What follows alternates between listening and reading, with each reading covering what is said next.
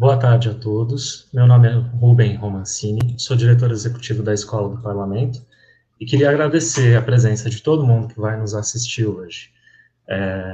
A Escola do Parlamento tem como missão institucional o ensino para a cidadania e para a política, e nós não poderíamos estar mais felizes de receber uma ONG tão importante quanto o Observatório Social do Brasil São Paulo, e ficamos muito felizes de receber aqui a Gioia, que é a presidente do Observatório Social Brasil de São Paulo, né?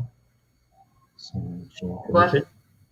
A Gioia, ela é bacharel em administração de empresas pela FGV, ela é especialista em educação fiscal e cidadania pela ESAF, e ela é mestre em gestão de políticas públicas pela Universidade de São Paulo. Boa tarde, Gioia.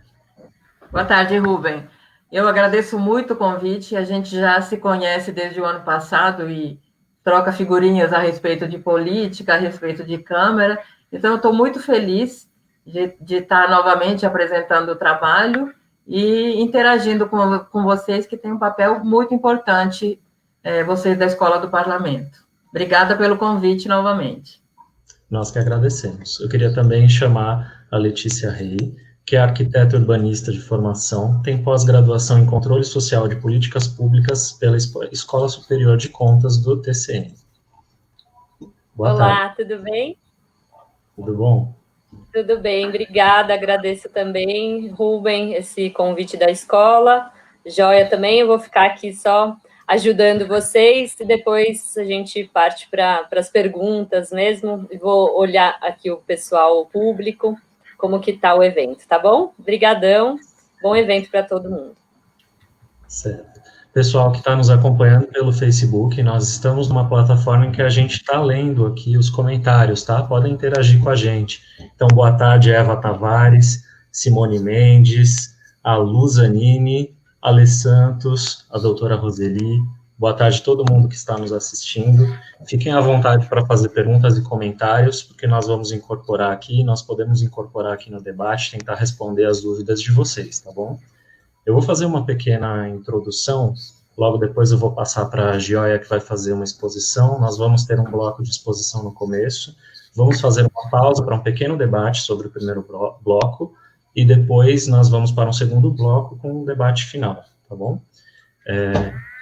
Nós vivemos os tempos complexos, a complexidade da nossa sociedade exige também um sistema político igualmente complexo para dar conta dos nossos problemas, né? Nós temos uma divisão de competências entre federação, estado e municípios, cada um desses entes tem um sistema legislativo e executivo próprios, as normas diferem, os regimentos internos dos legislativos diferem, e os problemas que a política em cada uma dessas esferas precisa resolver também são muito distintos entre si.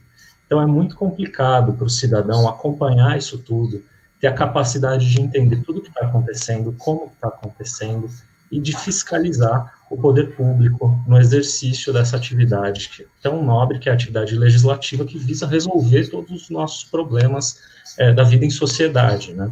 Por esse motivo, a gente fica muito feliz aqui na Escola do Parlamento mesmo, por receber esse segundo relatório, observando a Câmara e os vereadores do Observatório Social do Brasil, São Paulo, e eu já vou passar para a Gioia, porque a Gioia sabe muito melhor sobre isso, ela vai contar como que foi formado esse relatório e depois vai fazer uma exposição mais completa para a gente. Você, Gioia. Vamos lá, então.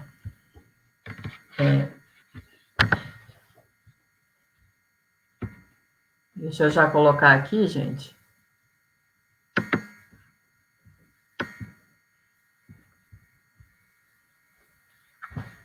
Está aparecendo na tela a apresentação?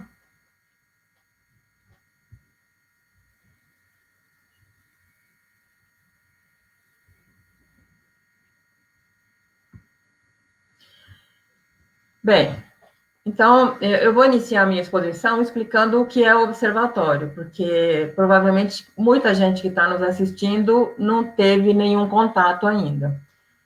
A gente é uma organização da sociedade civil, totalmente apartidária, então a gente... E tem um sentido para isso, não é que a gente tenha nada contra partidos políticos, mas a gente é um outro canal de participação política.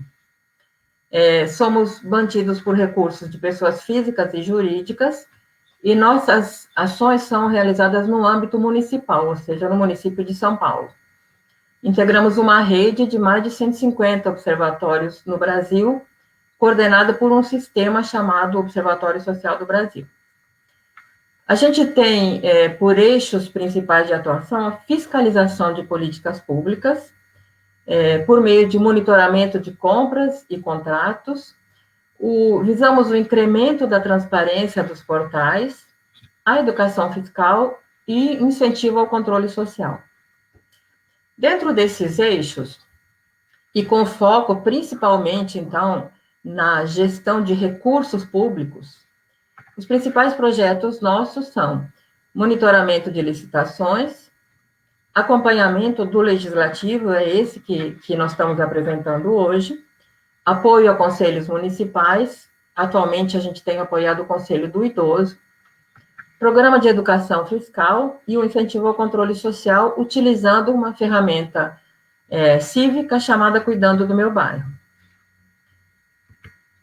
Com relação ao acompanhamento do legislativo, por que a gente se propôs acompanhar o legislativo como um dos projetos principais do observatório? Bem, em primeiro lugar, porque ao legislativo cabe um papel fundamental, e a gente vai ver isso, especialmente nessa primeira parte, um papel fundamental de normatizar as relações na sociedade, de fiscalizar o poder executivo e de ter um contato direto, seja com o seu eleitor, seja com a municipalidade. Então, e obviamente, para exercer esse papel, são gastos recursos públicos. O que a gente entende, o que a gente quer com esse projeto? A gente quer, na verdade, levar o cidadão a refletir sobre o importante papel, esse papel da Câmara Municipal, como ela funciona, como ela atua e que funções ela desempenha. Queremos também qualificar o debate sobre as questões da municipalidade, traduzindo em linguagem cidadã as informações disponíveis. Por que a gente coloca esse termo, qualificar o debate? Porque a gente está bem cansado, e acho que todos estamos, daquela conversinha que todo mundo é ladrão, que todo mundo rouba, que é só chegar na política, todo mundo dá um jeitinho, e a gente não acredita nisso, e essa é uma cortina de fumaça para que as verdadeiras questões da municipalidade não sejam encaradas de frente pelo cidadão.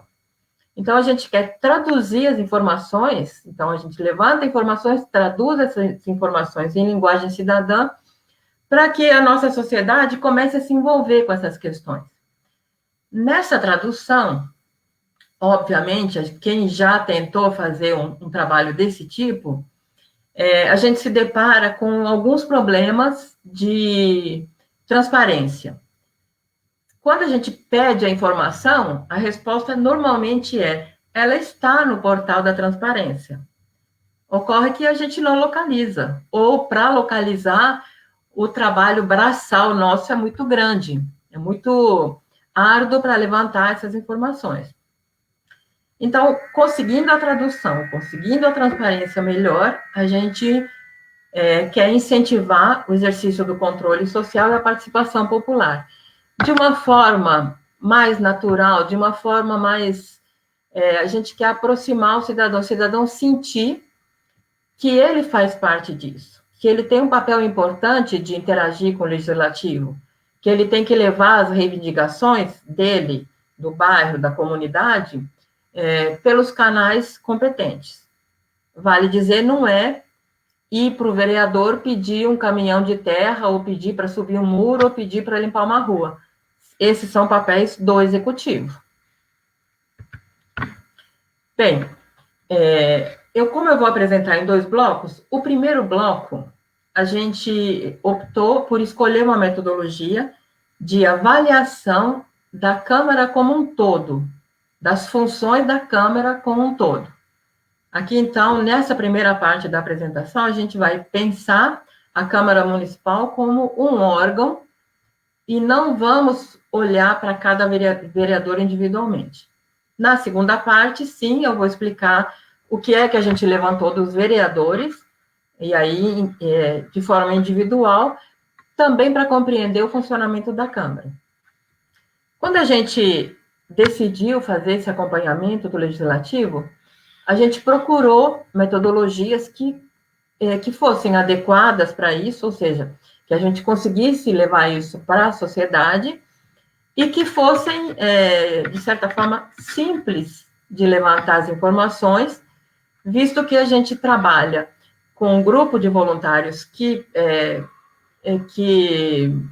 não são sempre os mesmos, eles entram, ficam um período, saem, então não podia ser uma metodologia estatística muito difícil, porque a gente está sempre capacitando novos voluntários.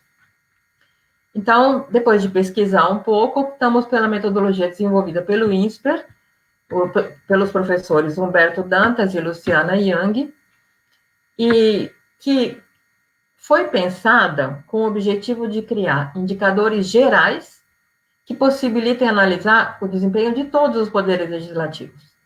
Então, ela tem um método objetivo e simplificado. A gente olha para a Câmara como instituição por meio de indicadores simples e numéricos.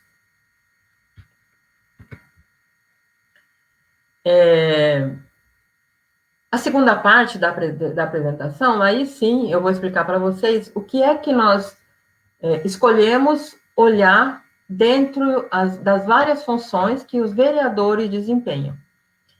Ou seja, a atuação individual de vereadores nessa segunda pesquisa nossa, em relação à função legislativa, ou seja, nós classificamos os projetos que eles propuseram nos 3 anos, 17, 18 e 19. Emendas ao orçamento, que tipo de emendas e como funciona a questão do vereador apresentar uma emenda ao orçamento público. E, por fim, nós levantamos e classificamos os gastos de gabinete. Não todos os gastos, a gente ainda não chegou na parte do salário de assessor e do salário do vereador, são os gastos para manter o gabinete. Então, na primeira parte, eu vou apresentar a metodologia INSPER, na segunda parte, essa questão individual dos vereadores. Em relação à metodologia do INSPER, tem alguns fundamentos que os autores alertam. Então, toda escolha, quando você vai escolher uma metodologia, um indicador, um subindicador, pressupõe que você está excluindo o outro. Então, obviamente, quando a gente olha essa metodologia, por que não pensou nisso, por que não pensou naquilo? Foi escolhida essa formatação e excluindo outras. Obviamente, essa escolha implica num grau de subjetividade. Por que isso e não aquilo? O que os autores explicam quando eles descrevem a metodologia? A escolha se deu por ter um caráter simplificado, que facilite a compreensão e que possa ser aplicada a diversas realidades. Quando ela foi desenvolvida, eu imagino que a ideia era comparar com diversos municípios, com diversas capitais. Mas eu confesso que eu não cheguei a conhecer nenhuma outra experiência de aplicação que não a de São Paulo. Ela foi aplicada em 2009, 10 e 11, aqui no município de São Paulo, depois foi descontinuada. Utiliza de variáveis quantitativas. Vou explicar rapidamente as variáveis para vocês. Não precisa entender tudo no primeiro momento, precisa entender o espírito da coisa. E ela foi construída em 4 grandes indicadores, cada um com 4 subíndices com igual peso. Então, o que acontece? A gente avalia o indicador, soma os 4 indicadores dentro de cada categoria e divide por 4 e tem uma nota de 0 a 10.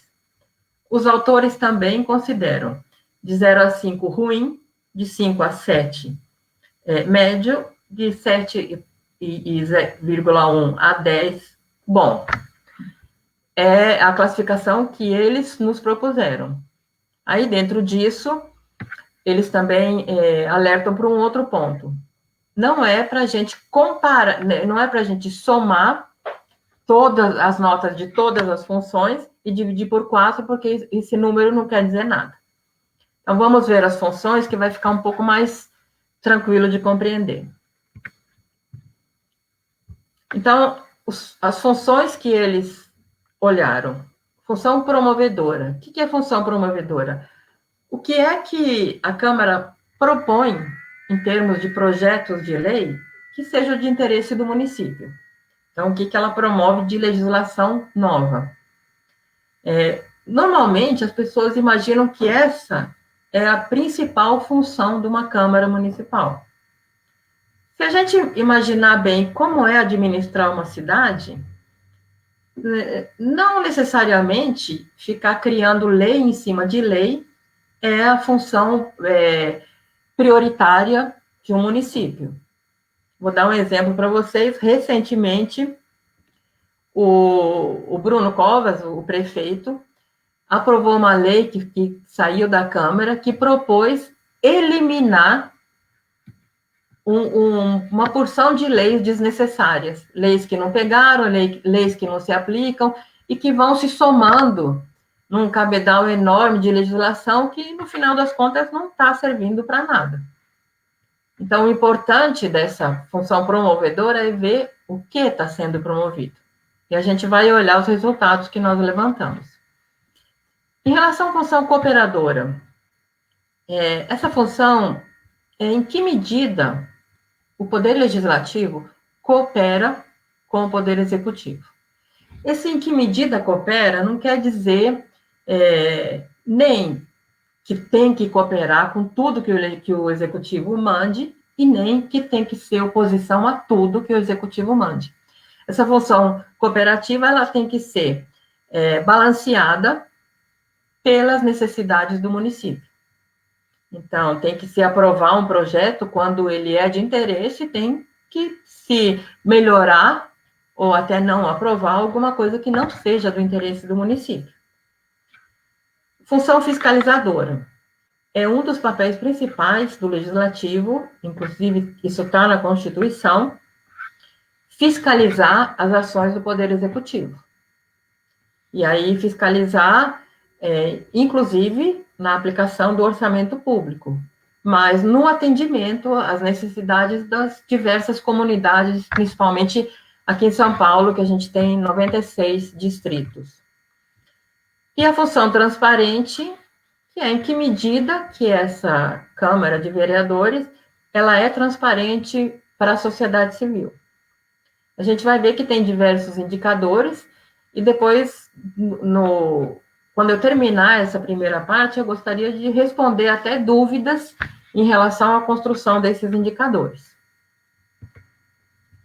Então, vamos lá. Função promovedora. O que os autores consideraram importante para avaliar a função promovedora? Projetos complexos de iniciativa do Legislativo, emendas dos parlamentares em projetos do Executivo, emendas ao orçamento executadas de origem no Legislativo e participação em comissões permanentes. Vejam que dá para a gente entender, e aí não precisa, como eu disse, aprofundar na forma de cálculo. A gente vai colocar no nosso site um relatório completo explicando todas essas informações, como calcula, como chegou ao dado, qual foi a dificuldade. Então, mas a gente olhando os 4 indicadores. Projetos complexos de iniciativa do Legislativo.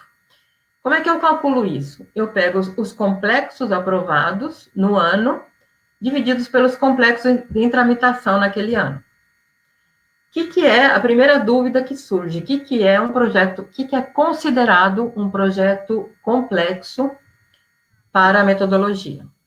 Aqui também foi uma escolha dos autores, e a gente manteve essa escolha, inclusive, na segunda parte do nosso trabalho, de considerar o seguinte: projeto que projeto não complexo, ou seja, de fácil de se elaborar ou de baixo impacto para a sociedade, ele considerou datas comemorativas, homenagens diversas, atribuição a nome de rua, prêmios, enfim, esse bloco de projetos são considerados não complexos. Todo o restante é considerado complexo. Então, aqui também a gente, quando apresentou no ano passado, teve um pequeno questionamento a respeito dessa classificação complexo e não complexo. Por exemplo, atribuir o nome de rua é um projeto fácil de fazer. Copiar, colar, troca o nome da rua, a localização, e muitas vezes é considerado uma coisa inútil.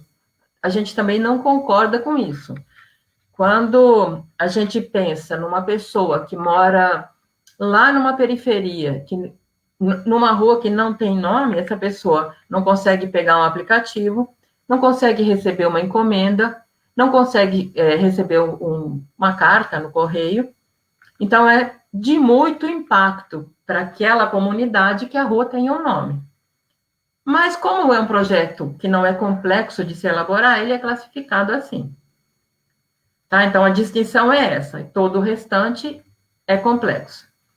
Vejam que, em termos de números, o total de complexos aprovados sobre o total de origem em tramitação é muito baixo.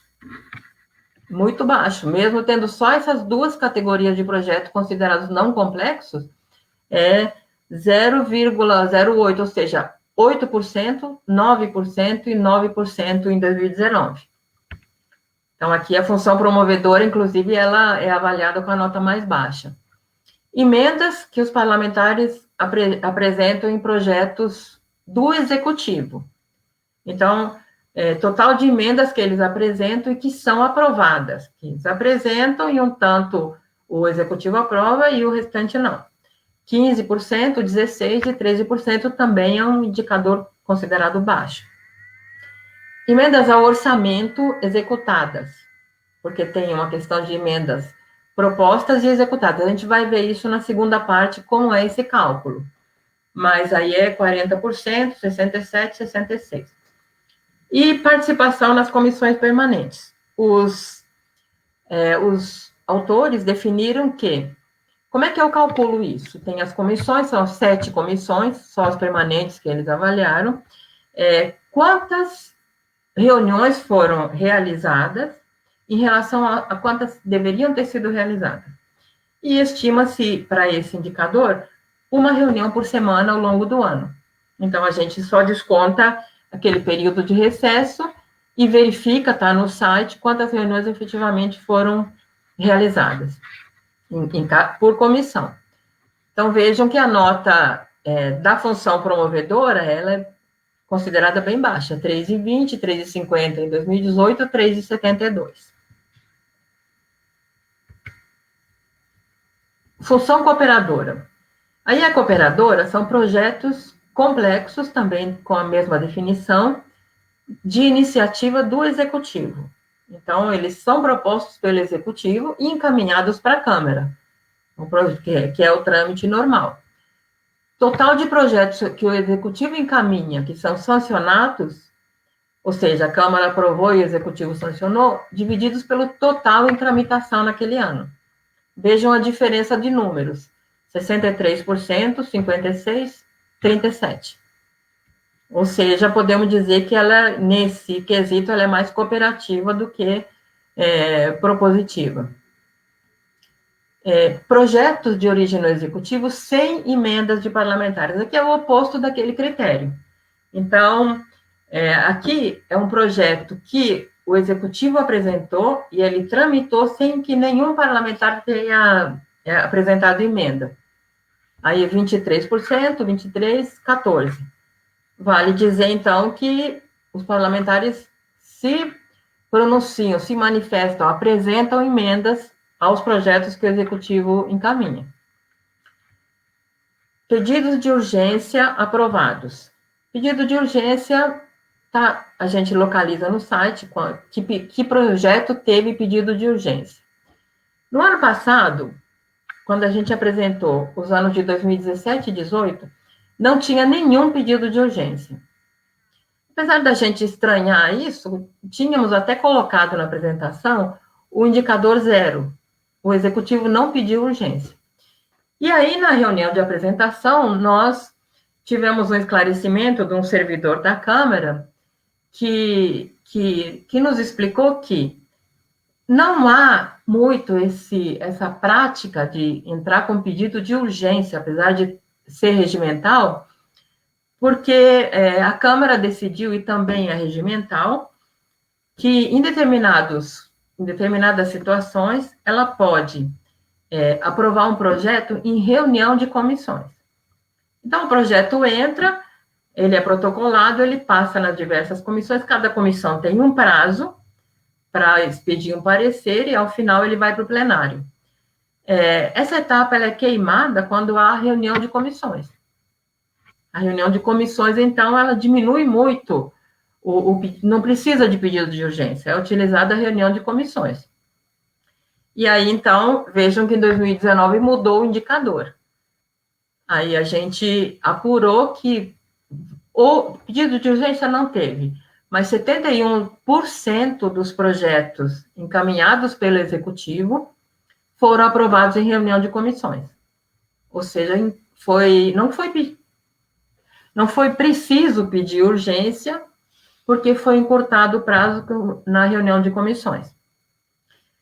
Da mesma forma, esse outro critério, projetos aprovados abaixo da média de velocidade de tramitação. Então, a gente calcula lá, por projeto, qual foi a média, desde o dia que ele entrou até o dia que ele saiu. Abaixo da média é a grande maioria dos projetos do Executivo, que é aprovada abaixo da média, ou seja, mais rápido. Por quê? Um pouco pela reunião de comissões, que encurta esse prazo, mas muito porque a gente notou, fazendo esse levantamento, que há projetos de parlamentares, e normalmente parlamentar que não se reelege, que fica ali anos e anos e anos, ele não é excluído. Se ele entra na pauta novamente, o prazo de entrada dele é lá atrás. Ao passo que quando é o executivo que encaminha um projeto, é um pouco difícil, se muda o prefeito, aquele projeto ser votado. Ele fica lá, mas ele não entra de volta.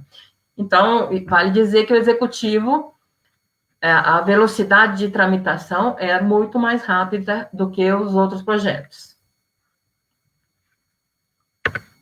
Função fiscalizadora. Como é que a metodologia definiu critérios para ver se a Câmara fiscaliza o Executivo? Atendimento à solicitação de informações.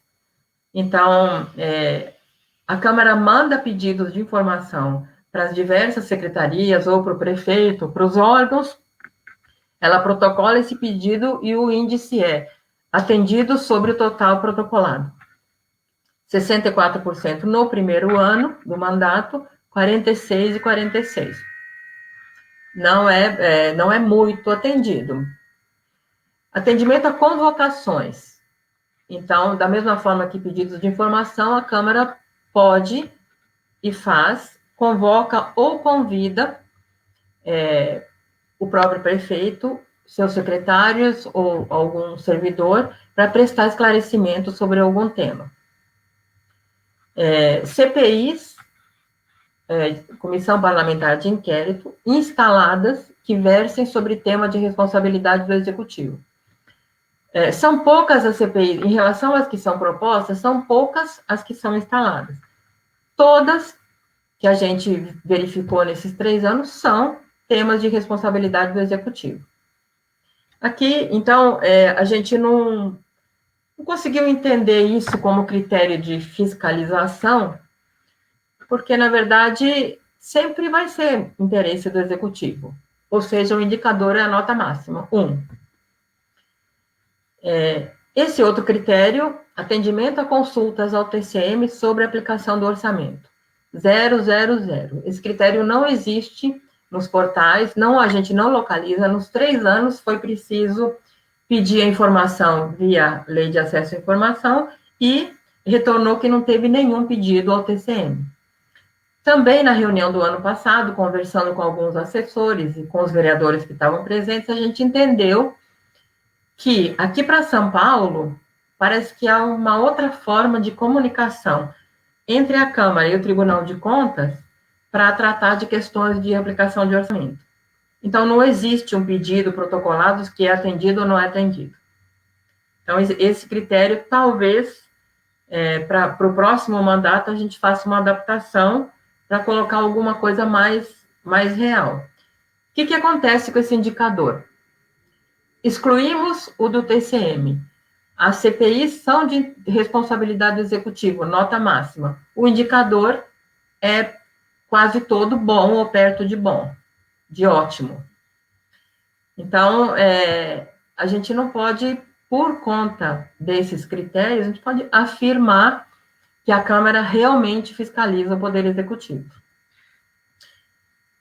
E, por fim, em relação à função transparente, projetos aprovados pelo Legislativo que têm origem na sociedade. Aqui, o critério que os autores pensaram foi o seguinte: não somente aquele projeto de iniciativa popular que tem que ter um tanto de assinaturas, de um tanto de espaço, mas projetos que tenham sido originados na sociedade, mas propostos por algum vereador. Isso existe, eventualmente acontece de uma organização da sociedade civil encaminhar um projeto e o vereador apresentá-lo em seu nome. Só que para isso, para a gente localizar essa informação, a gente teria que abrir todas as justificativas de cada projeto. Vale dizer, mais de 1.000 justificativas, mais de 1.000 projetos. Era inviável, então a gente não apurou isso, não conseguiu localizar essa informação, a não ser que fosse mesmo abrir cada projeto. Excluímos, não dividimos por 4, excluímos e dividimos por 3 esse índice. Projetos complexos, sancionados, que tiveram audiência pública. Aqui, muitos projetos têm audiência pública, mas muitos deles é obrigado a ter audiência pública. Então, a gente colocou ali o indicador localizado, mas quando a gente pensa em, por exemplo, o orçamento é obrigado a ter 2 audiências públicas, no mínimo. Não é igual um projeto que não seja obrigado a ter audiência pública e tenha. Então, essa explicação é importante para a gente entender que não é uma transparência total. Um pouco porque é obrigado a ter audiência e um pouco porque a Câmara propôs audiências. Atendimento a pedidos da Lei de Acesso à Informação, a gente dividiu os pedidos atendidos pelo total de protocolados. 32%, 45%, 48% em 2019. E, por fim, o último critério, atendimento a aspectos básicos de estrutura de transparência. Então, relação de 10 aspectos, a Câmara nossa é nota 10, tem todos os aspectos que a metodologia propõe. Aqui eu acredito que sempre vai ser não vai ter um retrocesso. Então, como nota média da função por ano, 6,40, 6,80, 6,40. Médio em questões de transparência. Vamos ver agora, já finalizando essa primeira parte, quais são esses aspectos que a metodologia considerou. Existência de uma ouvidoria, ok. Corregedoria, ok. Portal na internet, também. Televisionamento ou transmissão ao vivo das sessões. Presença oficial do parlamento nas redes. Informações sobre a composição da ordem do dia, com antecedência. Vocês, se entrarem no site da Câmara, está tudo lá. O que vai acontecer, a sala que vai acontecer, que tipo de reunião, quem está promovendo aquela reunião. Informações detalhadas sobre a tramitação dos projetos no site. Sim, esse é o trabalho que a gente teve. É um pouco ingrato como trabalho, da forma meio manual que a gente fez, mas está tudo lá. Existência de uma escola do parlamento, nós estamos falando por meio da escola do parlamento. Existência de programas itinerantes, levando o legislativo a lugares distantes, eventualmente os vereadores fazem isso, né? E projetos específicos para atendimento de escolas e envolvimento de estudantes, aqui na escola do parlamento tem. Então, a gente conclui que os aspectos básicos da estrutura de transparência estão todos presentes. Por que será que os autores propuseram esses aspectos? Eu desconfio quase com certeza que a grande maioria dos municípios no Brasil não atende esse mínimo, esse básico. Então, aqui em São Paulo, a gente está caminhando para melhorar as condições, mas o básico a gente já tem. Bom, era isso da primeira parte. Agora, a gente vai ver se tem dúvidas para depois expor a segunda parte.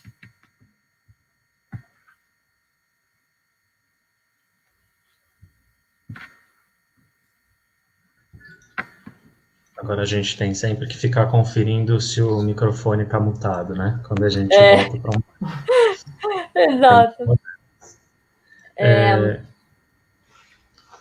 O Rubem, então, a gente não tem perguntas aqui no chat, na verdade temos comentários bacanas, né? O Aldo está falando aqui da fotografia interessante da atuação dos parlamentares, parabéns ao observatório, a Mariana também achando muito interessante e importante, mas eu queria, antes da gente fazer algumas perguntas, queria passar para o Rubem falar um pouquinho sobre, né, trabalhando com a experiência dele e vivência aí, né, dentro da Escola do Parlamento, da Câmara, há um tempo, como que ele enxerga, né, esse levantamento das funções, né, e como isso pode impactar no trabalho do dia a dia, né, na sua visão dessa fotografia mesmo, né, como o Aldo falou.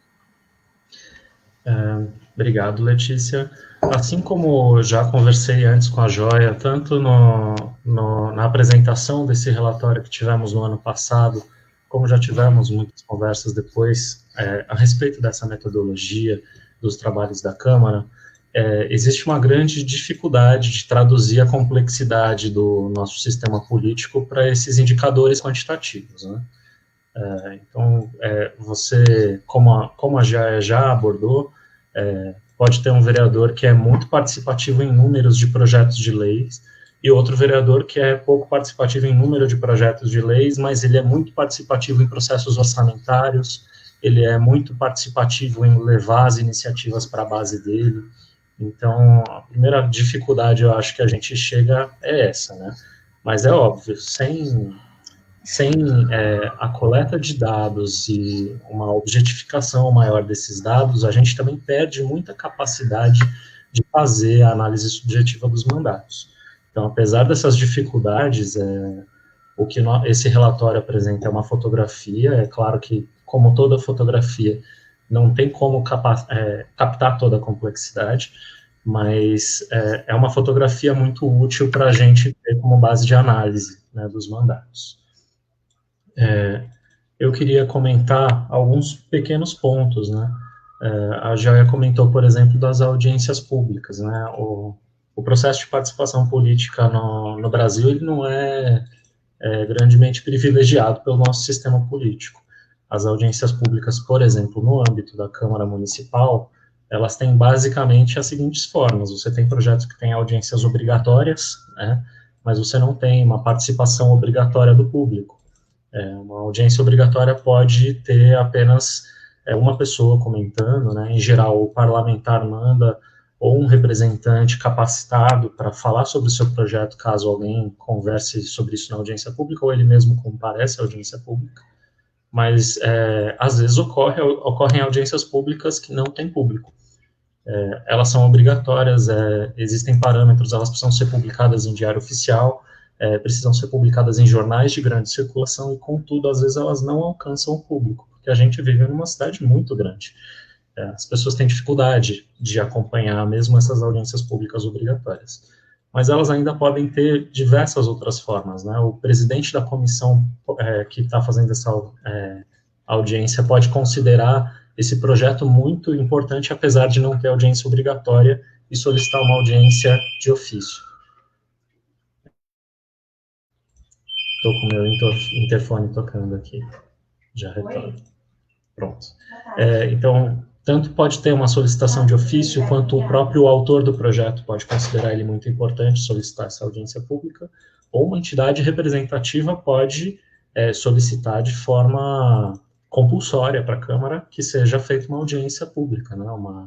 Uma entidade representativa pode ser um sindicato, uma associação com, se eu não me engano, 2% dos eleitores da cidade, pode protocolar um pedido de audiência que se torna obrigatório. E é muito difícil a gente quantificar, né, transformar em índice, uma coisa que, aparentemente, olhando de fora, é um pouco simples. Esse projeto teve ou não teve audiência pública. Se a gente vai considerar isso como um índice de transparência do processo legislativo, a gente já perde aí a complexidade de como se dá a geração dessa audiência pública. É muito difícil incorporar, e eu estou vendo que do ano passado para cá já teve incorporação de algumas coisas, né? Por exemplo, o pedido de urgência, que na prática, em alguns legislativos, ele acaba ficando prejudicado. Por quê? Porque existem outros caminhos regimentais para se dar urgência para um projeto de lei, como a própria Joia citou. No caso da Câmara Municipal, são as reuniões conjuntas das comissões. É um projeto no qual os presidentes das comissões concordam em fazer uma reunião conjunta.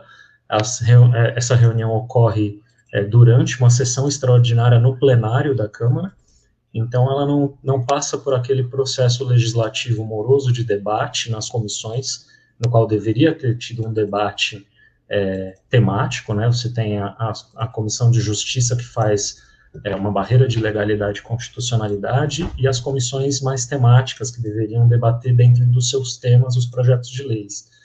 Então, você tem as reuniões conjuntas nas quais os presidentes consideram que esse projeto é tão meritório que ele pode passar por um processo de urgência em plenário.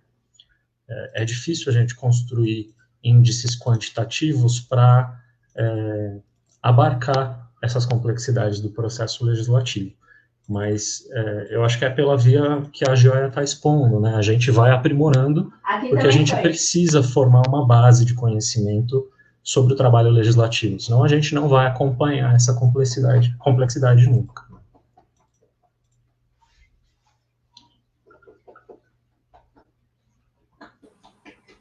Okay. Obrigada, Rubem, acho que esclareceu bastante para a gente que olha de fora, né, pela metodologia, alguns problemas, algumas questões que são vivenciadas, né, do trabalho de vocês diretamente aí na Câmara, né. Aqui a gente tem, eu vou fazer agora duas perguntas, uma é da Roseli, que ela está perguntando, a doutora Roseli, ela está perguntando se há a obrigatoriedade de dar a publicidade dessas audiências públicas pela rede, pela televisão, né, pelas redes sociais. Essa é a primeira pergunta, e até já vou dar um esclarecimento para a Roseli, que também perguntou, que está procurando na página, né, as informações e não acha. Essa segunda parte, né, de quem, quando, onde, o custo do trabalho de cada um dos vereadores, a gente vai entrar daqui a pouco, e depois todo o relatório vai estar no nosso site do Observatório Social do Brasil de São Paulo, que no final a gente vai deixar o link do nosso site aqui. E aí, agora a Roseli fez mais uma pergunta, então vou pegar, vocês já anotem aí, que aí a gente já junta as duas. Ela perguntou também se na Câmara se estabelece um colégio de líderes.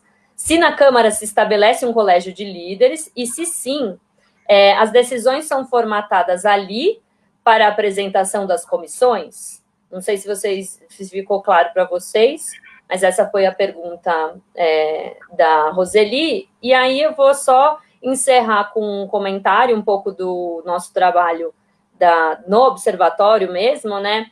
Quando a Joia apresenta as funções, a gente consegue entender um pouco, né, o que os vereadores fazem, né, quais são as obrigações dos vereadores, né, então, quando a Joia traz, né, as comissões permanentes, as emendas aos projetos, os pedidos de urgência, responder às informações da população. Então, isso fica um pouco mais claro para a gente, né, para nós da sociedade civil, dessas obrigações dos vereadores. No entanto, na questão da função transparente, a gente tem, eu trago um pouco essa questão da gente falar um pouco sobre essas dificuldades, sobre esse processo e a importância da gente ter uma transparência forte para poder fortalecer a participação da sociedade civil. A Joia sabe o quanto a gente teve algumas dificuldades mesmo, né? Apesar de o site da Câmara ser bastante completo,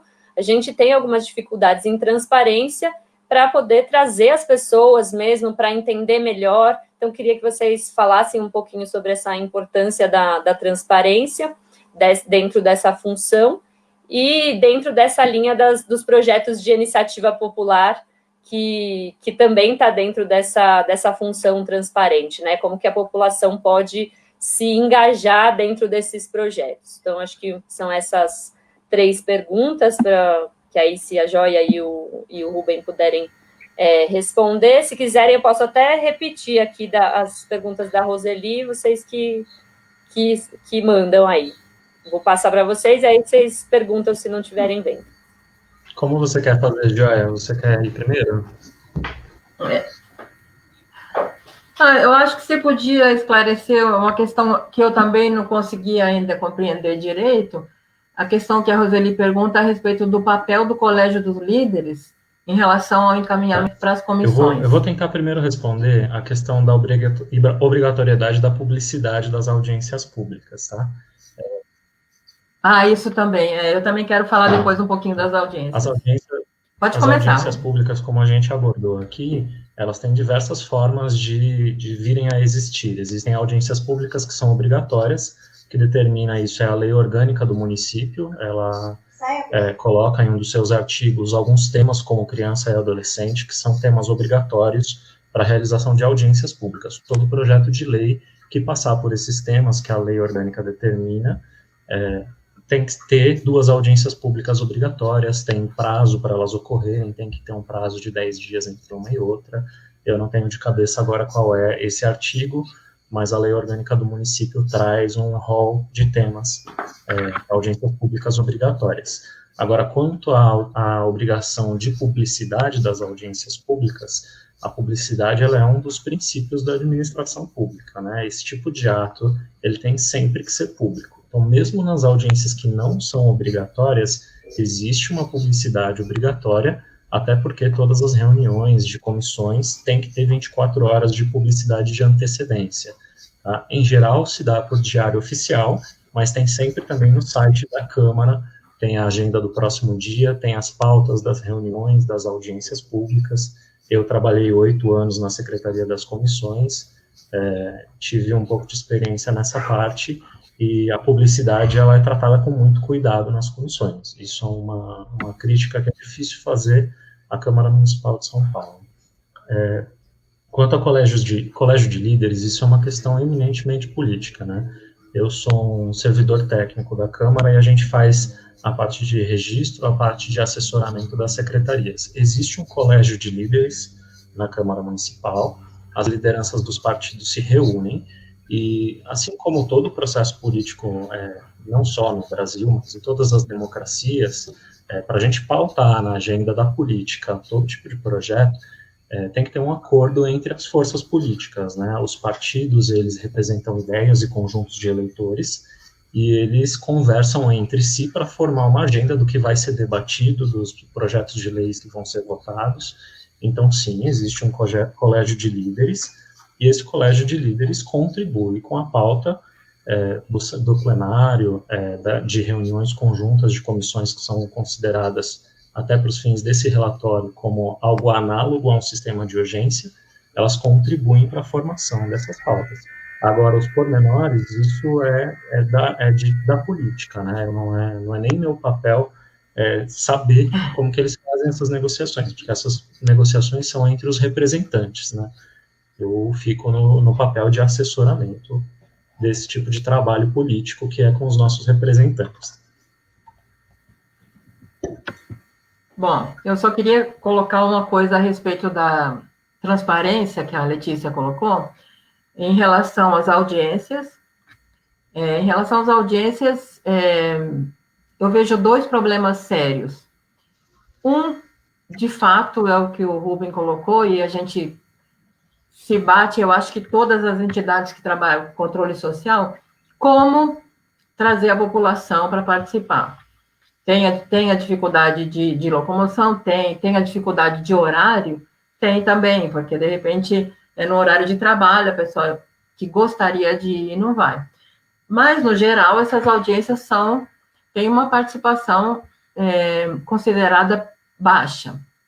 Baixa, eu já participei de algumas, assim, que era mais ou menos o vereador e os assessores na audiência e mais ninguém. Até mesmo aquelas audiências obrigatórias de prestação de contas que o executivo tem que promover.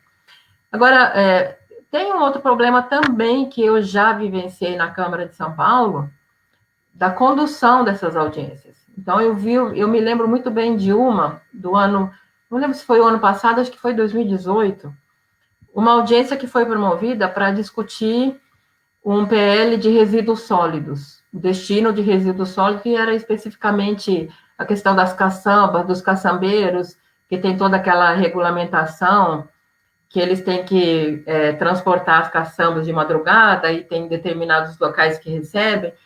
E eu assisti a audiência inteira, Rubens, não sei se você chegou a assistir, no mínimo tinha 200 pessoas naquele salão, no mínimo.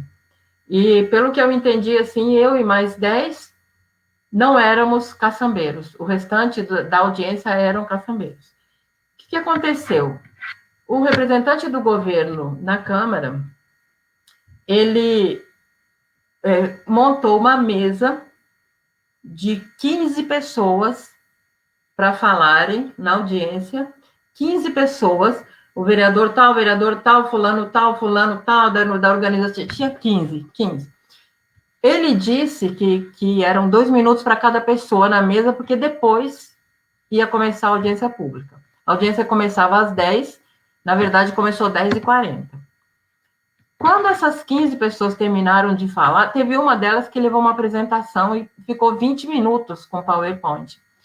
Era 10 para meio-dia, e ele disse que no máximo meio-dia e 15 tinha que entregar o salão. Não teve audiência, realmente não teve. Ou seja, tanto quando a população não vai, como quando a população vai, a gente ainda tem um entrave sério. Eu fiquei chocada, assim, considero que aquilo foi uma manipulação, porque realmente eles não conseguiram. Alguns conseguiram se manifestar e a gente conseguiu entender qual era o problema, mas efetivamente, daquelas 200 pessoas, não pode considerar aquilo uma audiência. É só a título de comentário mesmo, tá? E a outra coisa que eu queria dizer em relação, só um minutinho depois sempre, aos projetos de, não iniciativa popular, que a iniciativa parta, tem origem na sociedade, eu conversei com um servidor da Câmara e ele disse que tem mais desses projetos, não é que não tem.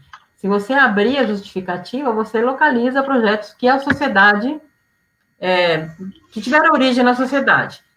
Oficialmente, sai no nome de um ou mais de um vereador, mas a origem é da sociedade. A questão que a gente precisa é transparência. Ter uma informaçãozinha naquele histórico do projeto que diga a origem da sociedade, ou sei lá, a origem da organização tal, que o vereador propôs. Porque isso é uma informação que existe, mas está escondida.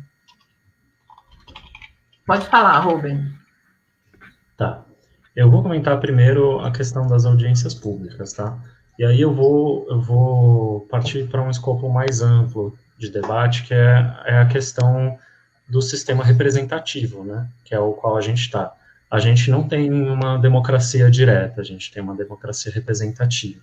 O que acontece? A gente tem uma sociedade altamente complexa, temos milhões de pessoas e temos ali uma sala com 10 representantes, 5 representantes, às vezes, definindo políticas, definindo legislações que vão impactar toda a sociedade. Então, existe um limite natural para que uma audiência pública consiga comportar um debate tão complexo, tão amplo, né, uma questão tão grande quanto uma que numa cidade pequena poderia ser menor o impacto, mas na cidade de São Paulo vai impactar pelo menos uma dezena de milhões de pessoas, né? Então, é natural que uma audiência dessas não consiga comportar um debate desse tamanho, né? Para exemplificar, eu me lembro em 2013, quando começaram aquelas jornadas de junho sobre o movimento Passe Livre, antes de ter todas as manifestações que depois desbocaram em 2015 nas manifestações pelo impeachment. Não vou trazer aqui uma questão de lado político, mas eu era secretário da Comissão de Trânsito nessa época, e nós tivemos uma audiência pública com 2.000 pessoas participando. Ninguém conseguia falar também. Como é que você faz? Então, a gente tentou organizar, mas o movimento não era organizado. A gente tentou trazer representantes para dialogarem com a Comissão de Trânsito. Na época, os vereadores da comissão tentaram, e não foi possível. Tanto que teve uma tentativa de ocupação da Câmara, teve todo um desenlace de uma situação ali complicada. Então, de verdade, eu compreendo, as audiências públicas, elas foram desenhadas para tornar obrigatório que se dê publicidade, que existe uma chance de ouvir o público, né? Mas elas têm limites muito claros para contribuir com a democracia representativa, né? Você tem outros modelos participativos, como o orçamento participativo, no qual associações de bairros, de setores, vão contribuindo para orçamentos locais dentro da cidade, depois o poder público organiza isso na forma do orçamento da sociedade, da cidade inteira, né? Então, você tem formas de participação mais direta que, diferente da audiência pública, produzem mais resultado. Então, em primeiro lugar, eu concordo, né, que as audiências públicas, elas têm limites, elas não conseguem traduzir a participação em representação de interesse. Que elas são um canal de comunicação do representado com o representante, né? E nesse sentido, mesmo tendo esses limites, elas têm essa importância, né? Agora, as críticas, elas são justas a esse modelo. Não tenho como defender que ele tem esses limites que, às vezes, são muito restritivos, né? A gente poderia ter um modelo mais compreensivo para a participação política ter mais qualidade, para as pessoas conseguirem participar mais. Aí a outra coisa que você comentou é sobre a origem de projetos de lei. Uma dificuldade muito grande que a gente tem no registro de projetos de lei é que existe uma coisa que é a iniciativa do projeto de lei. Por exemplo, projetos orçamentários que trazem gastos para o município, eles são de iniciativa privada do executivo, né? Então, a população, mesmo por iniciativa popular, tem limites para a iniciativa. E outra coisa é como se registra isso. Então, por vezes, existe um projeto que foi de iniciativa popular, mas não conseguiram chegar no número necessário de assinaturas. E aí procuram representantes, e o representante protocola esse projeto. Então, por mais que a ideia do projeto tenha nascido de iniciativa popular, a iniciativa legal, que é registrada no sistema, tem que ser a do vereador. Então, é muito difícil a gente colocar esse tipo de coisas no sistema, porque esses sistemas de registro, eles existem todo ano, para acolher todo ano uns 1.000 projetos de lei, né? E esses projetos de lei ficam tramitando por ano, são poucos os que tramitam rapidamente. Então, a base de dados é imensa, as dificuldades técnicas também são imensas para aprimorar esses sistemas e acolher essas questões como a origem do projeto versus a iniciativa legal do projeto.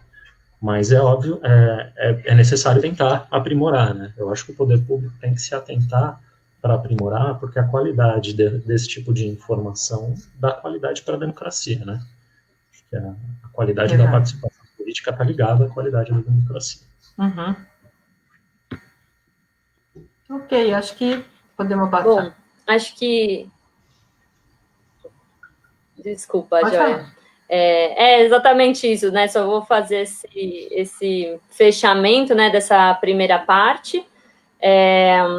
Acredito que o que foi trazido, né, pela Joia e pelo Rubem estão bem relacionados à discussão política da atualidade, né, que é essa questão da crise mesmo da democracia representativa, quando a gente traz a lógica da participação social, né, tanto pelo observatório quanto pelo fortalecimento pela própria escola do parlamento, a gente quer realmente trazer para o debate essas questões, como os modelos de audiências públicas, né, se eles estão funcionando ainda, se eles não funcionam, se os modelos de participação, como que eles podem ser revistos, né, isso já está acontecendo, né, uma das frentes que tem trabalhado isso e que também nos ajudou nesse trabalho do legislativo, é a frente de governo aberto, né, onde a gente trabalha o fortalecimento de da participação social por meio de tecnologias e outras formas de participar. E aí, com isso, né, a gente fecha essa primeira parte, e eu vou passar para a Joia continuar com a apresentação, onde agora a gente vai trazer um pouco mais dos trabalhos individuais, né, dos vereadores. Não vamos falar sobre os vereadores especificamente, mas um pouco o que a gente contabilizou de projetos que foram aprovados. A Joia vai trazer um pouquinho sobre os gastos e até acho que vai esclarecer um pouquinho até para a doutora Roseli, que fez essa pergunta sobre os gastos, e aí depois a gente faz um pouquinho mais de pergunta, está aberto para o pessoal continuar fazendo perguntas para o segundo bloco, e aí a gente encerra também depois disso, tudo bem? Vou passar para você a palavra, Joia. Beleza, coloca.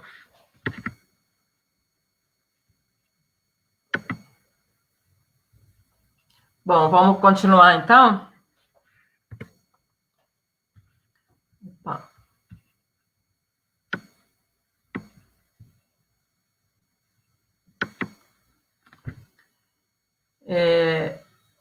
Então, e quanto aos vereadores individualmente? Então, o que a gente fez? No ano passado, a gente tinha feito só essa primeira parte. A gente levantou todos os projetos que os vereadores propuseram, não o que eles aprovaram. Tudo que eles propuseram e classificamos em categorias. Então, a gente, para ter um pouquinho de visão do todo, a gente acabou agrupando em temas, agrupando alguns temas em categorias. Então, a gente aí classificou por vereador todos os projetos naqueles temas. Eu vou mostrar os temas já para vocês. Como havia essa dúvida, porque quando você lê uma ementa de um projeto, dá margem a várias interpretações. Por exemplo, sei lá, fornecimento de um determinado tipo de merenda nas escolas. A gente classifica na educação ou a gente classifica na saúde? Enfim, e o que a gente queria era preservar a intenção de cada vereador ao propor determinado projeto. Então, o que a gente fez? Classificou e mandamos para os vereadores a planilha com os projetos que eles propuseram para confirmação. Confirmação sim, não, ou alguma alteração. Quem nos respondeu dizendo, não, esse projeto eu classificaria na ordem tal, a gente alterou. Mas a grande maioria não nos respondeu. A gente teve resposta de 11 vereadores. Então, a gente vai divulgar agora, na próxima semana, os projetos dos 3 anos de cada vereador.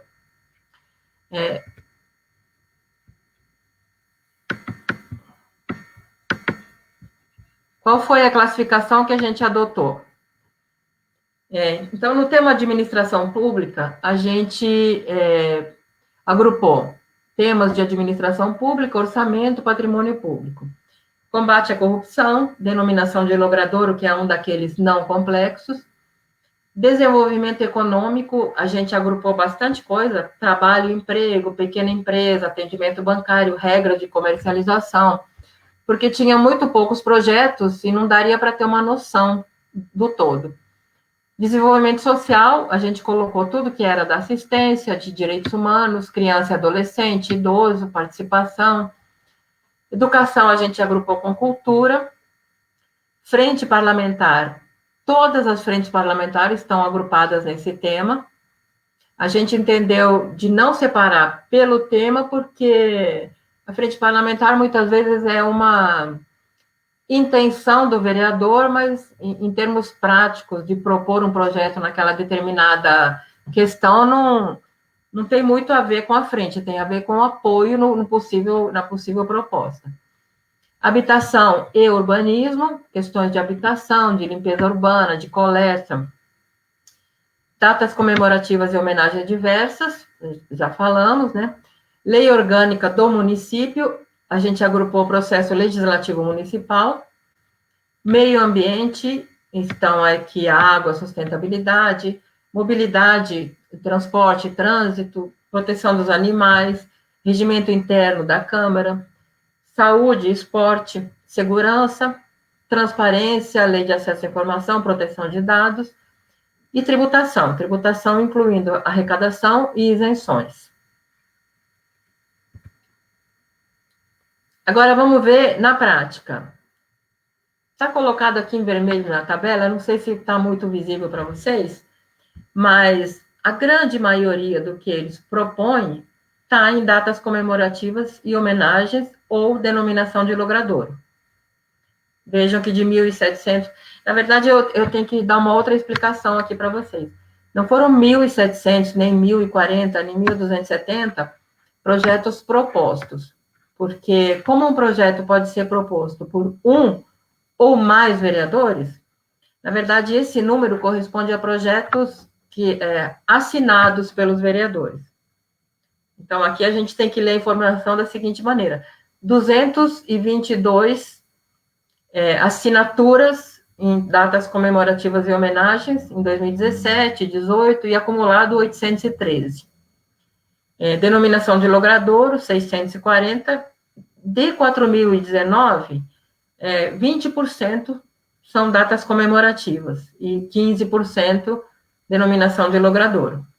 Efetivamente, então, a gente se reportando da primeira parte da apresentação, essa função de propor projetos, ela não é tão preponderante assim na atuação dos vereadores. Então, coloquei aqui um resuminho. Vejam que, somando datas comemorativas e denominação de logradouro, que são, já pela metodologia do INSPER, considerados de baixo impacto ou baixa complexidade, em 2017 foi 24%, em 2018, 46%, e 2019, 44%.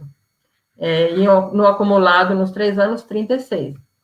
É bastante projeto dessas questões, que os vereadores se ocupam, mesmo que o projeto não seja de difícil elaboração, ele toma um tempo, ele toma trabalho burocrático, ele toma depois a homenagem, a questão da homenagem, enfim.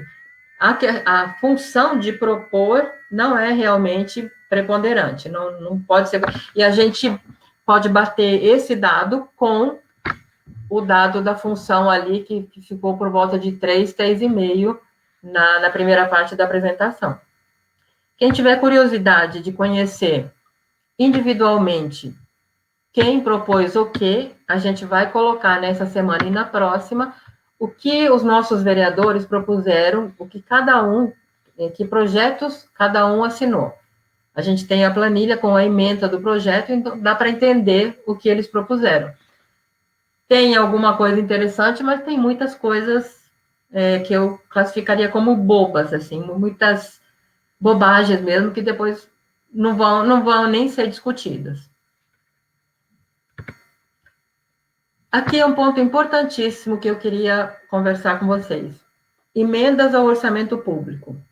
É fundamental esse papel do vereador, porque quando ele apresenta emendas ao projeto de lei que é recebido do Executivo, ele está olhando para carências dos munícipes que não foram contempladas no projeto. Então, vale dizer, o Executivo faz as audiências dele, monta um projeto de lei e encaminha para a Câmara. E aí tem um prazo, os vereadores discutem esse projeto. Nesse momento, é que os vereadores apresentam as suas emendas e as suas discussões, incluindo ou excluindo determinadas prioridades. Essa na teoria, como funciona. Como é que funciona aqui no município de São Paulo? Então, o projeto de lei chega, de iniciativa do Executivo, os vereadores propõem emendas que são discutidas na Comissão de Orçamento. Nesse primeiro ponto, para vocês terem uma ideia, são propostas 6, 7 mil emendas. Tem vereador que apresenta e que propõe emendas no valor de 100, 150 milhões. E aí a gente questiona, porque, assim, a iniciativa do projeto é do Poder Executivo. Quem a gente elegeu para administrar o município, administrar o orçamento, é o Executivo. O vereador vai discutir as prioridades e apresentar em conjunto com todos, até que se transforme em lei. Bom, na discussão na Comissão de Orçamento e Finanças, dessas 6, 7 mil emendas, algumas são acatadas pela comissão e fazem parte de um parecer que vai para plenário. Então, em 2017 e 2018, esse mesmo parecer estabeleceu que cada vereador tem direito a 3 milhões em emendas parlamentares para serem liberadas. Para 2019 e 2020, o valor de 4 milhões. O que é isso? Então, cada vereador pode apresentar 1, 2, 10, 20 emendas no limite de 4 milhões. Aí, então, no parecer, se vocês entrarem no portal da transparência, aparece lá número da emenda, e aí a gente, clicando nela, a gente consegue ver o que é que ele propôs. Ocorre que nem todas as emendas que são acatadas no parecer, ou seja, que vão para o projeto, que vão para se transformar em lei, elas são efetivamente liberadas na execução orçamentária. E, além disso, então, ok, não são liberadas porque não teve dinheiro, ok, porque, enfim, mas as que são liberadas não necessariamente estavam no parecer.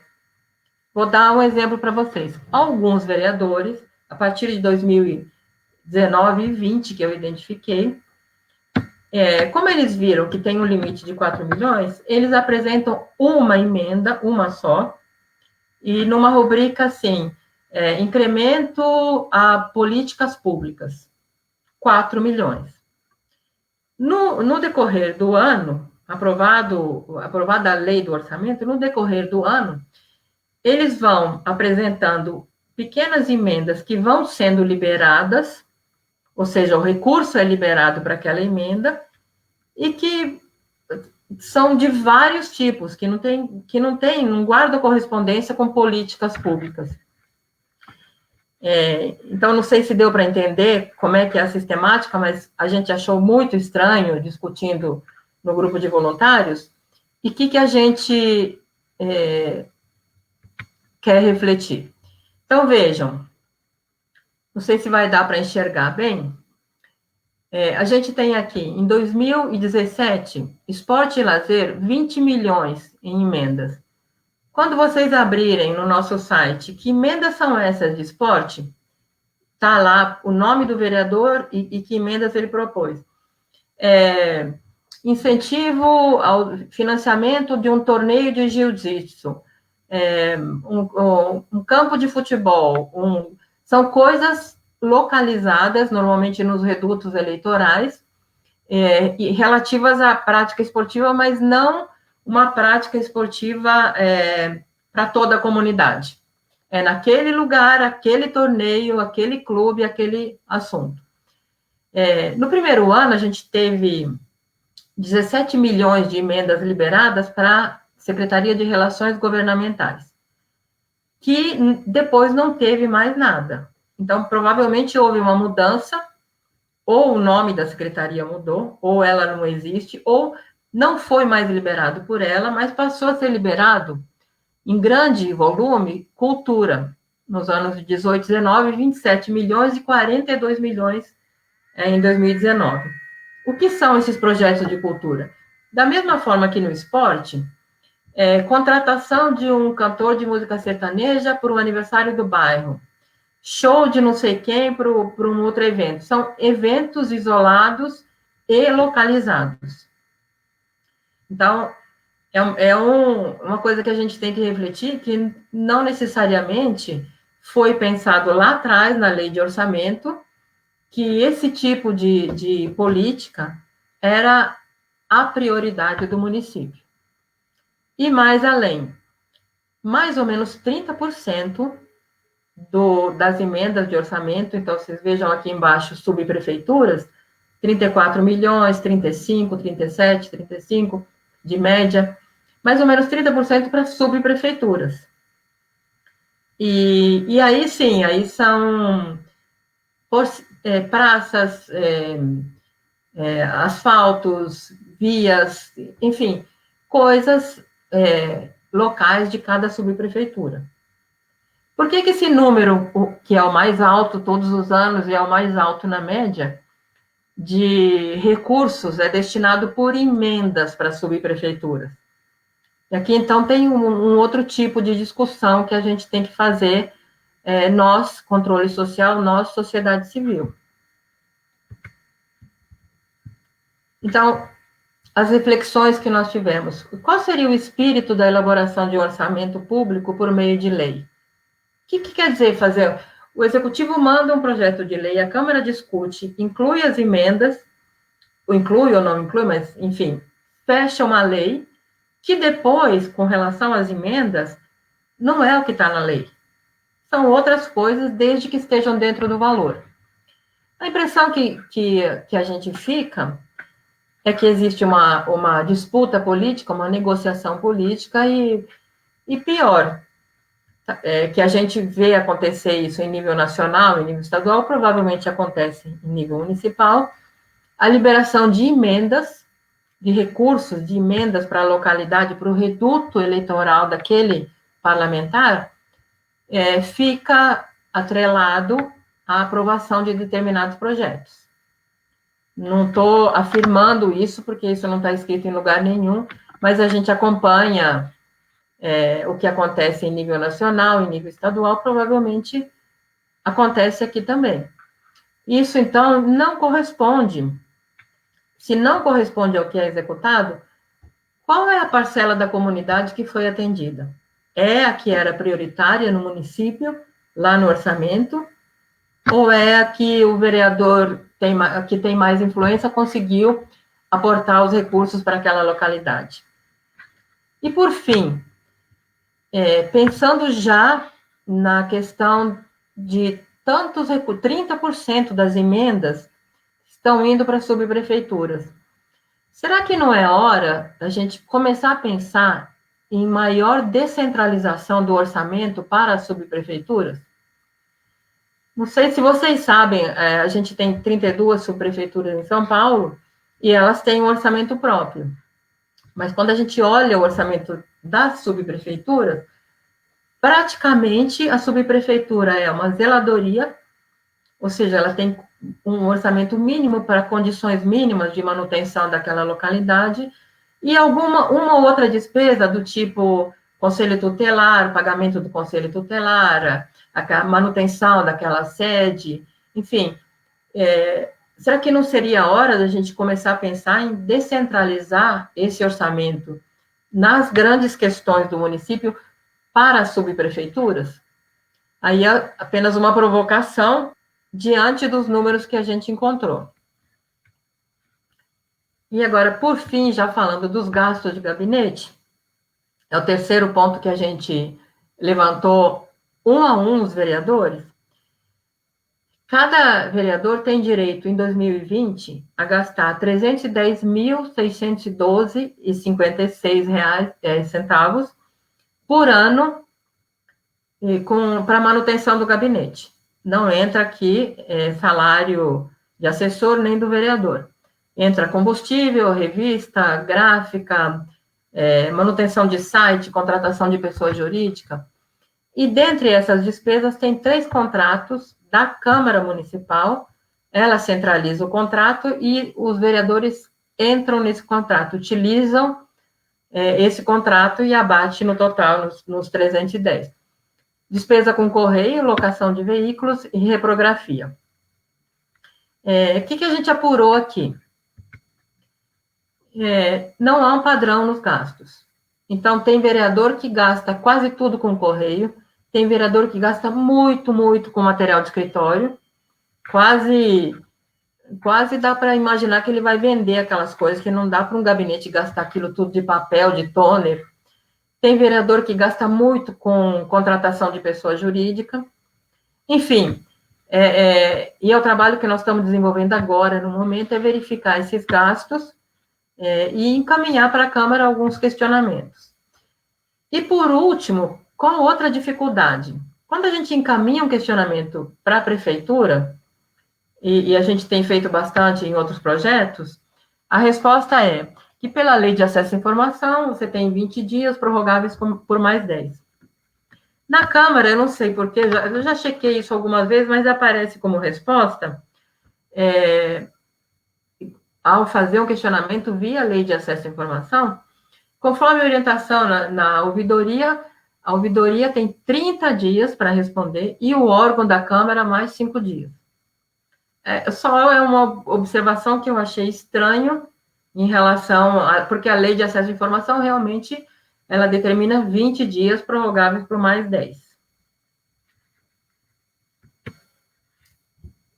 Próximos passos. A gente vai, então, apurar os gastos com pessoa jurídica, vai incluir no nosso trabalho final cargos, funções e salários de cada gabinete. Estamos tentando obter os comprovantes dos contratos centralizados pela Câmara, para checar por que tem vereador que gasta muito e tem vereador que gasta quase nada naquela rubrica, e um comparativo de gastos de gabinete entre os vereadores. A previsão para esse relatório completo do mandato é meados de 2021. Quais foram as dificuldades que nós encontramos nas pesquisas? Algumas vezes a consulta no SPLEGES retorna uma informação não a mesma. São incluídos projetos um pouco posteriormente. A gente não localizou algumas informações, como eu disse lá no começo, e precisamos fazer pedidos pela LAI. E temos necessidade de extrair dados cruzados, com utilização de ferramenta específica. Se a gente tivesse voluntários na área de TI que pudessem extrair esses dados, facilitaria demais o nosso trabalho, porque o dado está lá, mas ele carece de uma ferramenta própria para a gente poder trabalhar com ele. E os agradecimentos, em primeiro lugar, a professora Gisele da EASH. No ano passado, ela propôs aos alunos da disciplina de governo aberto a extração dos gastos de gabinete por vereador. Somente foi possível fazermos essa comparação que eu estou me referindo agora por conta do trabalho dos estudantes da USP. Quero agradecer também aos vereadores, assessores e servidores da Câmara que no ano passado deram preciosas contribuições para a gente compreender um pouco mais, ainda falta muito, da sistemática de funcionamento da Câmara. E, óbvio, um agradecimento especial ao nosso grupo de voluntários, que é dedicado e com competência vence essa dificuldade e possibilita a continuidade da pesquisa. Quem quiser conhecer os detalhes, o nosso site está aqui. E, em breve, os dados de cada vereador desse mandato estarão disponíveis individualmente, a pesquisa da Câmara e o relatório completo. Então, qualquer dúvida, a gente está à disposição.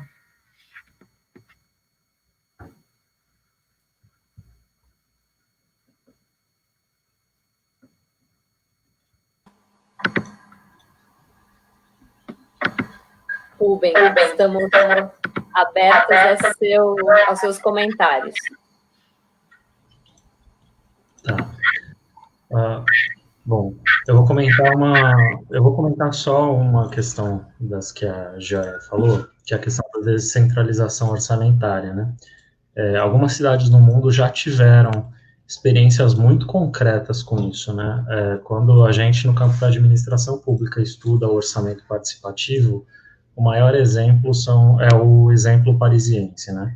Mas, na verdade, a gente teve experiências concretas aqui no Brasil também. Porto Alegre teve, por muito tempo, um orçamento participativo muito legal, um projeto que era exatamente como você falou, você aproveita a subdivisão em subprefeituras para organizar a lei orçamentária de acordo com a necessidade local mesmo, né? As competências municipais, elas são todas afetas à vida diária dos cidadãos. Política pública de educação, saúde, urbanização, coleta de lixo, são serviços que têm a ver com o dia a dia das pessoas. Então, não faz sentido numa cidade grande como São Paulo o sistema ser tão centralizado.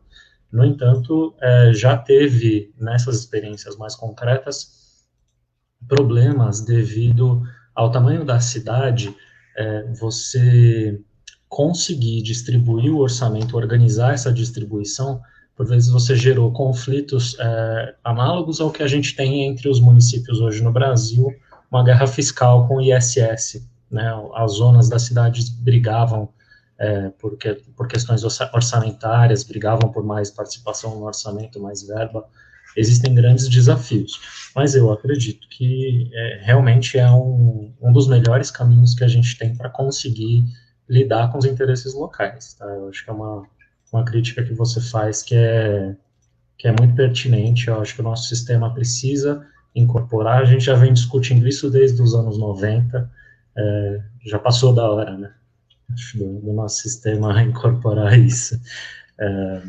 As outras questões eu vou deixar um pouco mais abertas, acho que a Letícia vai fazer algumas perguntinhas aí, né, Letícia? Só complementando, Rubem, o que você colocou, eu sei que é difícil descentralizar o orçamento, e eu sei que tem questões políticas bem sérias por trás disso, né? Então, a gente acompanha, e a gente do Observatório faz parte de um grupo de democracia participativa da Rede Nossa São Paulo. Então, a gente discute muito essa questão da descentralização, e tem dificuldade. Por exemplo, os conselhos participativos, que foi uma grande iniciativa de ampliar a participação popular, linkados com as subprefeituras, estão quase abandonados, né? A questão das subprefeituras, teve uma iniciativa de eleger o subprefeito e se voltou atrás. Então, eu sei, a gente tem questões políticas por trás, mas acho que vale a pena a gente enfrentar, vale a pena a gente discutir, porque quando você abre o orçamento por região, fatalmente vai aparecer que a causa da desigualdade, das grandes desigualdades em São Paulo, também se devem à distribuição do orçamento. Então, nesse sentido, concordo que é muito difícil, mas vamos tentar avançar no debate, sociedade e órgão público junto. Com certeza. Eu acho que isso é uma coisa que é inevitável surgir. A gente já teve muitas críticas quanto a isso em administrações passadas, não vou entrar em uma crítica a nenhuma administração, mas já tivemos exemplos de como regiões da cidade recebem mais investimento, e por vezes já são regiões dotadas de muita infraestrutura pública que recebem mais investimento que outras, que são mais carentes, né? Acho que existem outros entraves além disso, que a divisão de prefeituras, ela é administrativa, né? Ela é da prefeitura, ela não é uma divisão legal que não possa ser alterada com a mudança de prefeito. Então, a gente às vezes pode lutar para colocar em funcionamento um sistema. Está dando retorno de algo? Será que é o meu? A gente não pode lutar, às vezes, para a implantação de um sistema que, com a mudança de uma prefeitura, pode cair por terra todo o trabalho que foi feito, né? Então, a gente precisa ver uma forma de promover esse tipo de mudança de forma mais estrutural, né, na administração pública. Eu acho que esse é o principal desafio, você vencer os desafios estruturais junto com os desafios políticos, né? É um quebra-cabeça meio complicado da gente mexer, mas tem que mexer. A gente né, obrigada, Rubem, joia, foi excelente. Acho que para contribuir também um pouco para esse comentário, né, da descentralização, a gente também acompanha esse programa de governo aberto também no município, e um dos compromissos, né, dentro aqui do segundo plano de governo aberto aqui da Prefeitura de São Paulo, né, aí estou falando um pouco mais do que está acontecendo no executivo, mas a gente trabalha nessa questão do desenvolvimento local, né, da descentralização e desenvolvimento local, e para isso é extremamente importante que a gente entenda, eu digo, sociedade civil, né, cidadãos, cidadãs, que a gente entenda sobre o orçamento, que é um pouco o que a Joia trouxe sobre essa questão das emendas, como que funciona o trabalho do legislativo dentro da lei orçamentária, né, e como que a gente trabalha e participa desse processo da lei, né, e aí a gente tem também, né, o plano diretor, incentivar que as pessoas participem, né, a gente teve os conselhos participativos que fizeram os planos regionais, agora existe uma discussão sobre os planos de bairro, né, como que a gente consegue, junto com a sociedade civil, junto com os vereadores, junto com a prefeitura, né, com os funcionários, com as secretarias, trabalhar nesse projeto amplo de cidade para a gente entender onde que precisa quais regiões da cidade que precisa de mais verbas, né, e como que a gente evita isso que você comentou, né, Rubens, sobre essas disputas mesmo, né, que é super complicada dentro do contexto das subprefeituras. Então, só, né, trazendo esse comentário, e aí eu vou encerrar, né, fazendo umas perguntinhas um pouco, na verdade é mais um comentário, queria que vocês encerrassem, né, falando sobre isso, um pouco o tema que não quer calar, né, já que estamos falando de legislativo, vereadores, nos próximos meses aí a gente tem as eleições, né, para prefeito e vereadores e vereadoras, e um dos nossos objetivos do Observatório de trazer esse debate, de trazer essa conversa, é exatamente o que a Joia trouxe, qualificar mesmo essa informação, né? Trazer para as pessoas essa proximidade sobre o que está realmente acontecendo na Câmara para a gente poder tirar algumas das nossas crenças de um processo que a gente não conhece direito. Então, eu queria saber um pouco, queria que a Joia e o Rubem falassem um pouco, né, de como que vocês acreditam que esses dados, esses levantamentos que a Joia trouxe sobre os gastos, as emendas, esse número de projetos que é aprovado, que não é aprovado, que é trazido pelos vereadores e vereadoras, como que vocês acreditam que esse estudo pode colaborar diretamente, né, para esse processo de educação política e para esse momento das eleições, né? Será que esse estudo pode influenciar nas decisões da população na hora de votar, né? Incentivando já que as pessoas vejam esse trabalho depois que vai ser colocado no nosso site, no site do Observatório, né? E aí também falar para vocês comentarem isso e aí já fazerem uma fala final para a gente encaminhar para a finalização do evento.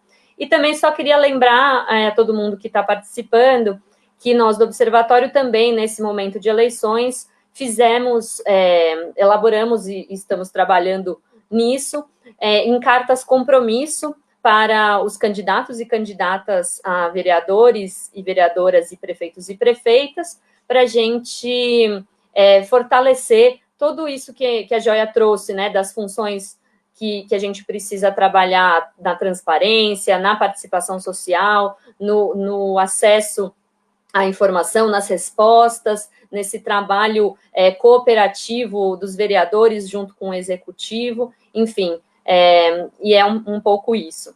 Então, vou abrir a palavra para vocês, e aí depois vocês fazem uma fala final, e acho que a gente já pode ir encerrando, acho que o Rubem pode encerrar, né, Rubem, pela Escola do Parlamento, já agradeço, já faço esse meu último comentário, já agradecendo imensamente o convite pela Escola do Parlamento, a participação de todos e todas, né? Eu vi que tem a Bárbara aqui, o pessoal, a Aline, a Irá, o pessoal que participou, nossos voluntários e voluntárias, agradeço imensamente a participação de vocês, tá bom?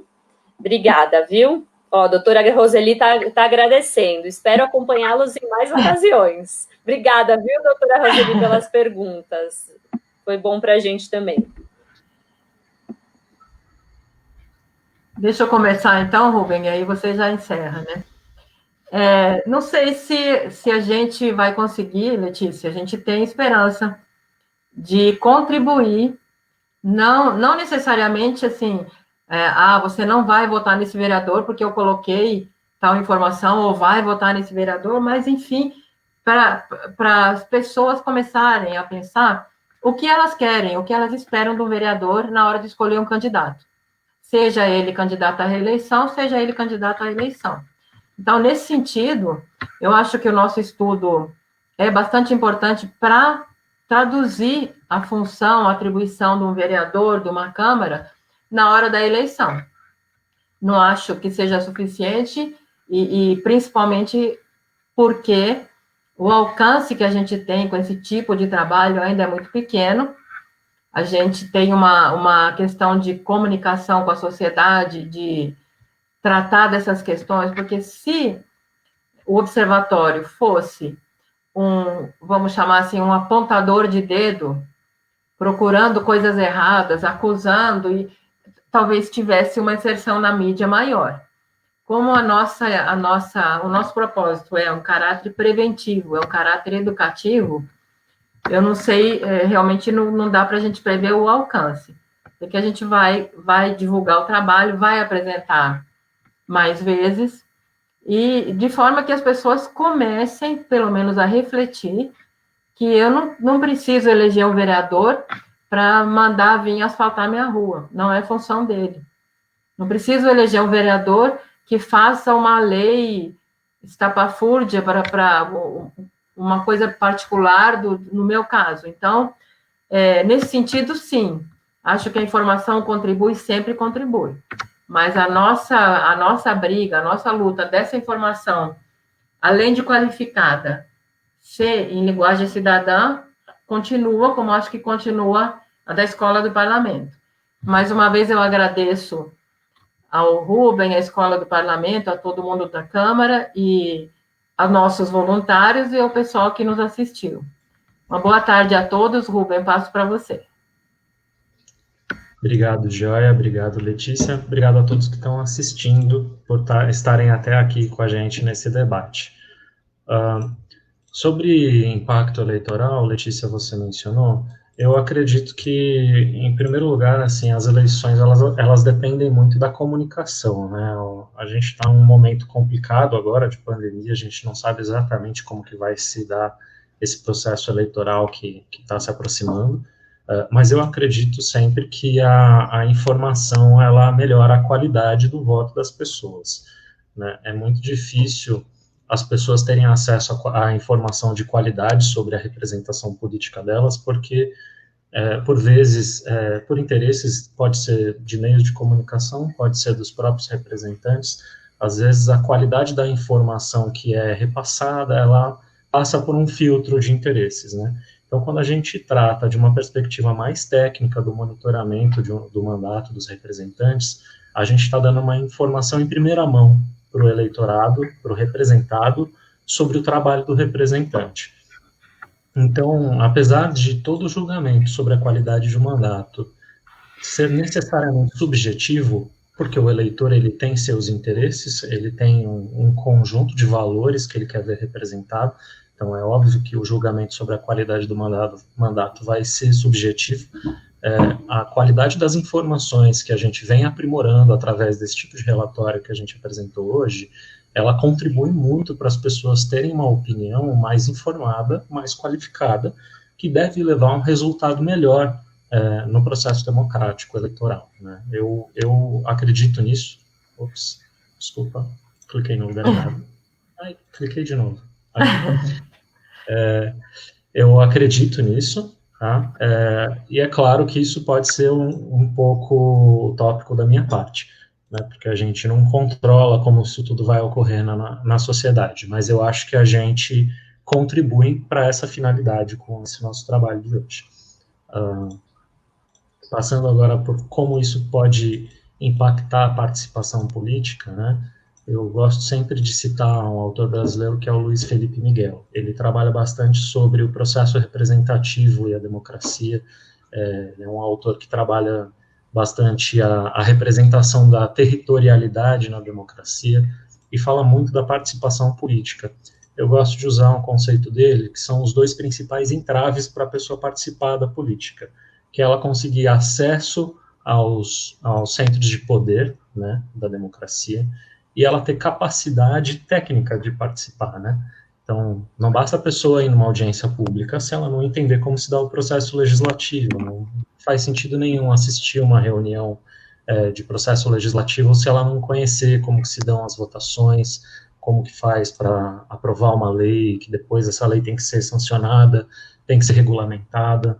Então, a capacitação técnica para acompanhar o trabalho legislativo é crucial para possibilitar que a pessoa possa participar, né? Isso ainda tem a ver com uma abertura do poder público, dos centros de decisão para participação política, mas sem a capacitação para participação política, ela é inviável, como se não houvesse nenhum caminho para participação. Não adianta abrir portas se a pessoa vai entrar e não vai ter capacidade de participar. Então, e acho que só te interrompendo um pouco, só para fazer uma linha, né, nisso, de um trabalho que a gente tem feito bastante, e é bastante complicado, que foi o que a Joia comentou, sobre a linguagem cidadã também, né? Por um lado, tem essa questão da capacitação mesmo, a gente sente falta de entender, mesmo a gente que está trabalhando há bastante tempo com isso, toda vez que a gente entra no site tem uma informação nova, uma forma nova que a gente realmente não compreende. Então, acho que é uma via de mão dupla mesmo, né? A gente poder trabalhar, estar presente para falar, olha, essa informação aqui eu não estou entendendo, escreve de um outro jeito, né? Apresenta ela de uma outra maneira. Acho que isso está bem junto com essa questão da capacitação, né? Só estou falando isso para que as pessoas não se sintam intimidadas, né, de participar, no sentido de, eu não sei nada, não tem problema, no observatório, e eu acho que na escola também, esse é o nosso papel, né, de poder trabalhar na prática e mostrar que não tem problema não saber, porque realmente, às vezes, é feito para a gente não saber também, né, então, tem um pouco isso. Eu agradeço essa pontuação, Letícia. Aí eu vou puxar um pouquinho o peixe nesse encerramento aqui para a escola, porque a gente tem essa preocupação muito próxima do coração mesmo, tá? A gente fez um ciclo de seminários pela escola, que é justamente sobre linguagem simples na administração pública, né? Evitar usar jargões técnicos e burocráticos, porque isso afasta completamente o público da participação política mesmo. Mas mesmo a gente simplificando os assuntos, ainda é necessário ter o conhecimento de como funciona o sistema, né? O que acontece? Esses jargões realmente afastam as pessoas e elas acham que elas não têm a capacidade de aprender a navegar esse sistema, quando na verdade não é assim que acontece, né?